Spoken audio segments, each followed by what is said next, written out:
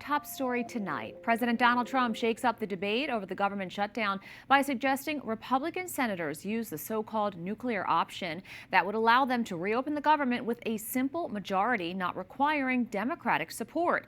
But the measure faces critics from both sides of the aisle. The president also said the Democrats have lost their minds. White House correspondent Owen Jensen reports. Owen. Veronica, good evening to you. As President Donald Trump flew to Palm Beach, Florida today, he told reporters it's common sense. Open up the country. He said the shutdown proceeds because of this. The Democrats just don't know what they're doing. I don't know what's wrong with them. They've never done a thing like this. They've become crazed lunatics. All they have to do is say, let's go, let's open up our country, and everything snaps back into shape. Overnight, after greeting trick-or-treaters at the White House, President Donald Trump weighs in on the government shutdown. He says Democrats want trillions of dollars to be taken from our healthcare system and given to others who are not deserving, adding, "This will hurt American citizens, and Republicans will not let it happen. It is now time for the Republicans to play their trump card and go for what is called the nuclear option, get rid of the filibuster."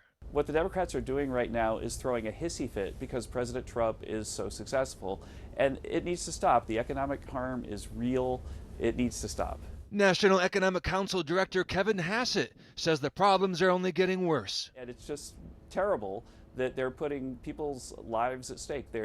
Government workers aren't getting paid, people aren't getting their food, airlines are having to delay their flights, all because of what? Airline executives and labor leaders joined Vice President J.D. Vance outside the West Wing yesterday to emphasize the harm that could be done if Democrats don't vote to open the government before the holidays. Look, it could be a disaster. It really could be, because at that point you're talking about people have missed 3 paychecks. They've missed 4 paychecks. One Democratic lawmaker declaring he's not taking his salary until he says we get through this, and is demanding his Republican colleagues negotiate right now. They're on the party of, bulldozing the White House and building a Marie Antoinette ballroom for the CEOs and the billionaires. And we're out here fighting for the health care benefits and the food benefits of the people. Even Republicans point out getting rid of the filibuster would leave the political party in power virtually unchecked. The 60-vote threshold has protected this country, and frankly, that's what I think this last election was largely about, because if the Democrats had won the majority, they probably would have tried to nuke the filibuster.